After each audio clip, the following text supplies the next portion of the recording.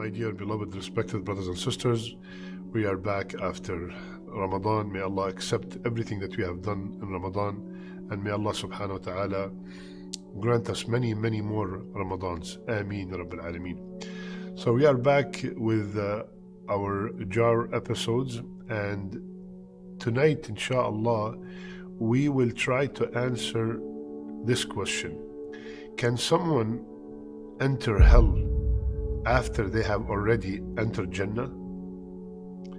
So let's discuss inshallah.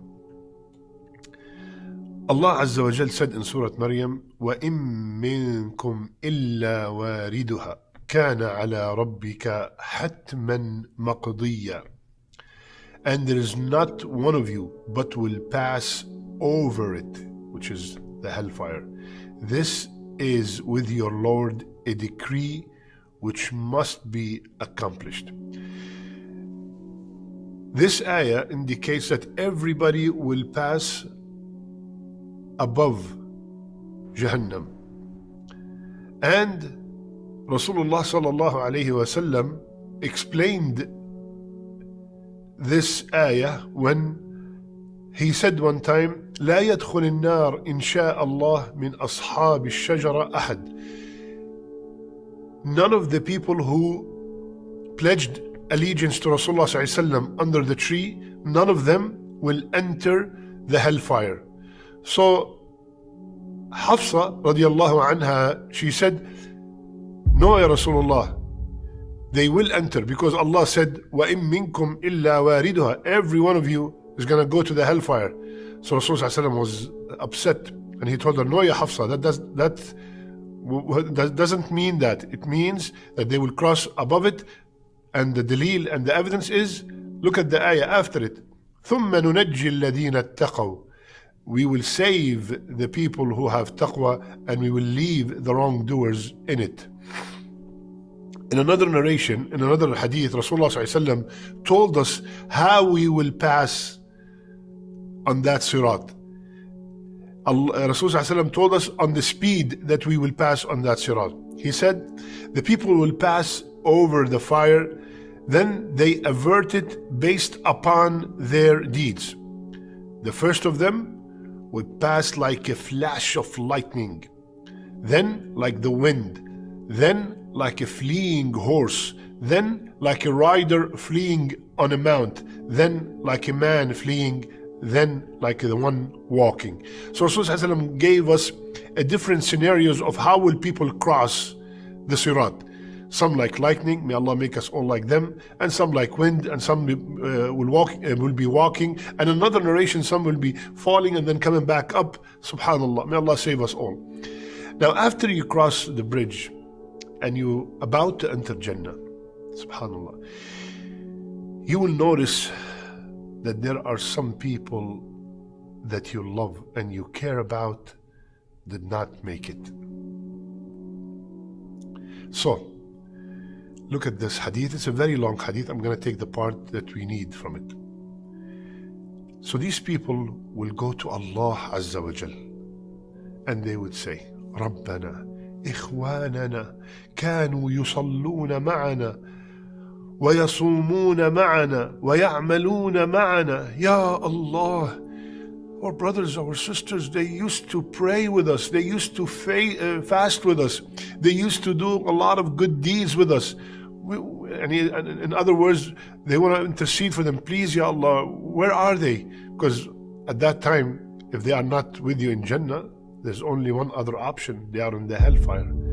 So Allah subhanahu wa ta'ala will say, فَيَقُولُ اللَّهُ تَعَالَى, go to the hellfire and take out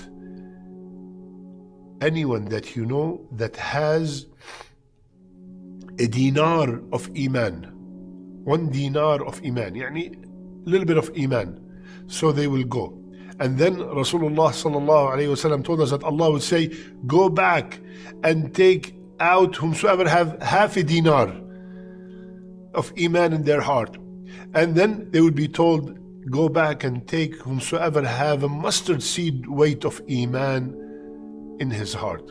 So they will enter the hellfire, but not to be punished. Allah, with His ability and with his power, he could make them go into the hellfire without being hurt from the fire and save the people they want to save.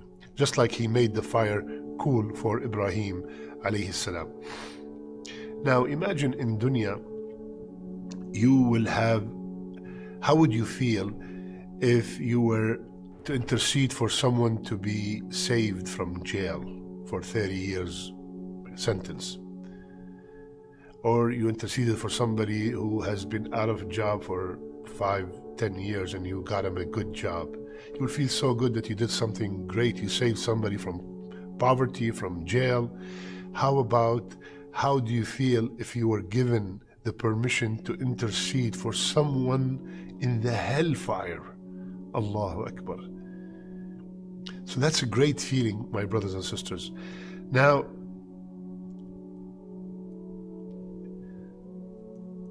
another beautiful point here is that, subhanallah, this brother, before he enters Jannah, he's still worried about his brothers and sisters. Even though he's about to enter everlasting bliss and joy and happiness, but he still thought about his brother and sisters. So believers are of two kinds: the kinds that will enter the Jannah without going to the hellfire, and a group that will enter the hellfire, be punished for their sins, and then they will go to Jannah. Now, this is the main question. Do you have anybody in your life right now that will notice that you're not in Jannah? Are you surrounded by righteous people that before they enter Jannah, they would notice that you're not there and they will intercede for you? Or are your friends and all the people you're surrounded with are dunya people that we have no clue where are they? Is there someone that will ask about you?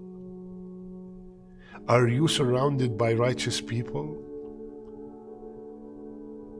This is extremely important, my brothers and sisters. All we can do to be saved on that day has to be done now while we are above the ground. So ask yourself that question. And you know, one of the toughest things in that hadith, that statement that says they used to pray with us, they used to fast with us, they used to do good deeds with us. What does that indicate? That indicates that there will be in the hellfire people who prayed and fasted and did good deeds. Allahu Akbar. Why is that? It could be from many reasons, but I will mention two. Number one is because of their tongue.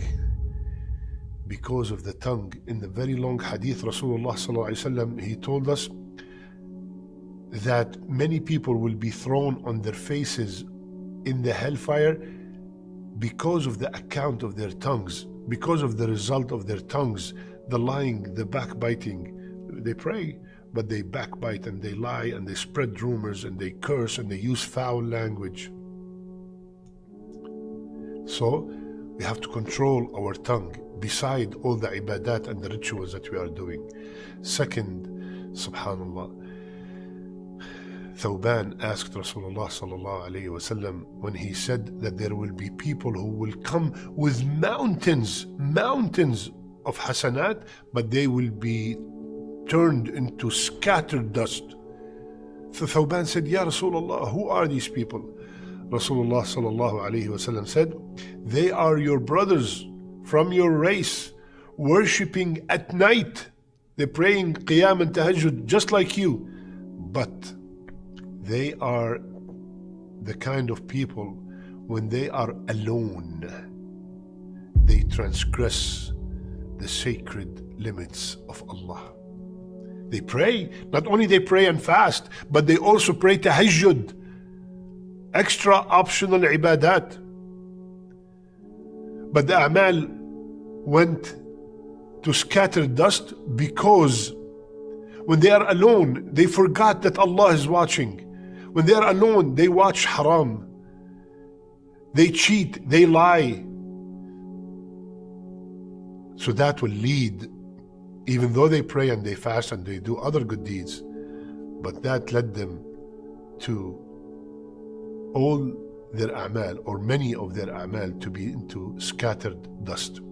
So my brothers and sisters, yes, someone who is decreed to be from the people of Jannah will enter the hellfire, but not to be punished, but to save his brothers and sisters from the hellfire.